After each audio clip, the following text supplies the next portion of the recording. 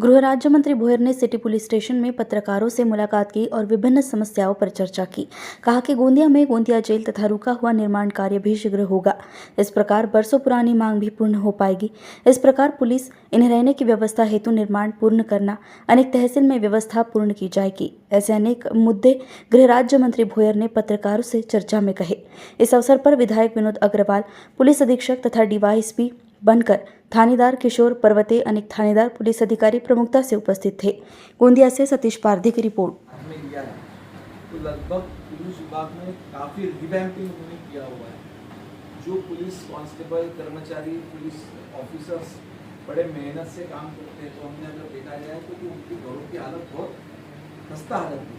उसको सुधारने का बड़े पैमाने में काम महाराष्ट्र पुलिस हाउसिंग के तहत लिया गया हुआ in regard of Gondia district ये जो काम है हो गया। और अभी अपन ने देखा कि जो सिटी पुलिस स्टेशन की इमारत पहले बहुत खराब थी, अभी कितने अच्छे तरीके से यहाँ पे बनी।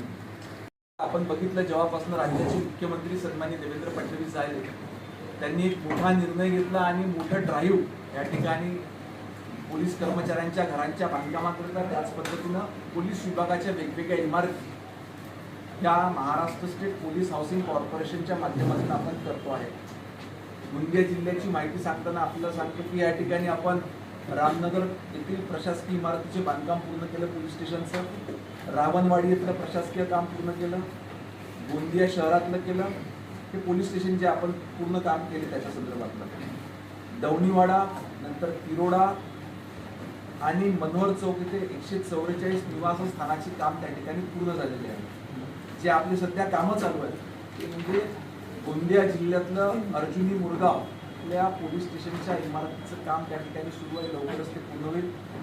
नंतर नक्षलग्रस्त भाग जो देवरी भाग आहे आपलं, त्या ठिकाणी एक शासकीय निवासस्थान आणि 19 म्हणजे एक शासकीय पोलीस अधिकाऱ्याचं आणि 19 शासकीय निवासस्थाने हे पोलीस अधिकाऱ्यांचे आणि पोलीस अंमलदारांकरिता जवळजवळ आपण 250 क्वार्टर्स त्या ठिकाणी करतो आहे, जे इन प्रोसेस आहे।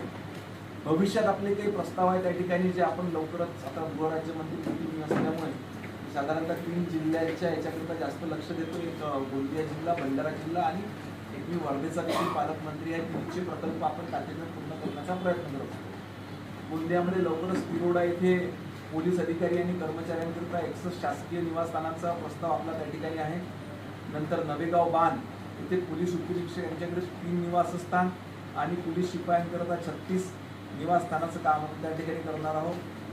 दुग्गीपार येथे पोलीस स्टेशन दुग्गीपार येथे 69 नवीन निवासस्थानं बांधण्याचं आपण त्या ठिकाणी नियोजित करतो आहे। नंतर पोलीस स्टेशन चिचगड येथे 55 नवीन पोलीस निवासस्थानं, रावणवाडी पोलीस स्टेशन ते 151 पोलीस क्वार्टर्स त्या ठिकाणी आपण प्रस्ताव दाखल केलेला आहे। असे काही प्रकल्प आपण त्या ठिकाणी शासनाकडे पाठवितो आहे, जे लवकरात लवकर मंजूर करून ते देखील आपण त्या ठिकाणी कामं तो भी भूलना पड़ता है। तो इसीलिए मैंने अभी सिटी से चालू किया, जिसका काम गोंदिया सिटी का भी अभी नया ही पुलिस स्टेशन है। जनरली कंस्ट्रक्शन का काम देखने के लिए हमारा जो सिविल विंग है वो जाता रहता है। हमारा काम है वहाँ जो प्रशासन चलता है, जैसे वहाँ आने के बाद में कोई कंप्लेनेंट आता है, कोई तक्रार द्यायला येतं, तर त्याच्या तक्रारीचं निवारण व्यवस्थित होतं की नाही ते बघितलं गेलं पाहिजे। याच्यासाठी साध्या दरम्यान एखाद्या पोलीस स्टेशनला आम्ही सॅम्पल घेऊन भेट देतो, लोक आहे, काय आहे, कशा करत आहे त्याची माहिती। साधारणतः अनेक पोलीस स्टेशनमध्ये तुम्ही बघता ते सीज केलेले व्हेकल्स पडलेले असतात। काही पोलीस स्टेशनमध्ये मोठ्या प्रमाणात असतात, त्याच्या डॉक्युमेंटेशनचं काय रजिस्टर्ड आहेत नाही त्याची माहिती आपण सर छत्तीसगढ़ है और मध्य प्रदेश की बॉर्डर है, उसका भी एक कारण है। और पुलिस भरपूर प्रयास कर रही है, हर महीने कई गांजे के केसेस पकड़े जाते हैं, फिर भी यहाँ गांजे का बहुत बड़ा व्यापार है और आवागमन बहुत गांजे का होता है।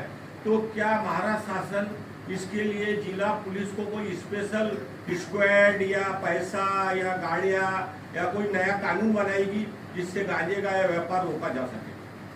अंमली पदार्थाच्या बाबतीमध्ये शासन अतिशय गंभीर आहे। जेव्हा जेव्हा पोलीस अधिकाऱ्यांसोबत पदाधिकाऱ्यांसोबत बैठका होतात, माननीय मुख्यमंत्री महोदयांनी स्पष्ट निर्देश दिले आहेत की ज्याचा कोणाचा ते संबंध याच्यामध्ये आढळून येईल त्याच्यावर सस्पेन्शन निलंबनाची कारवाई करण्यात हा मागच्या काही दिवसापासून चालू आहे। घेऊन त्याच्यावर देखील चौकशी करण्यात येईल.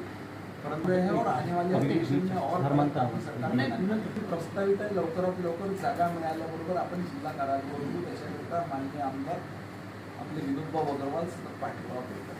झालेली नाही आहे, परंतु आपण ही माहिती सत्तेची याची मी माहिती देतो आणि संबंधितांवर चौकशी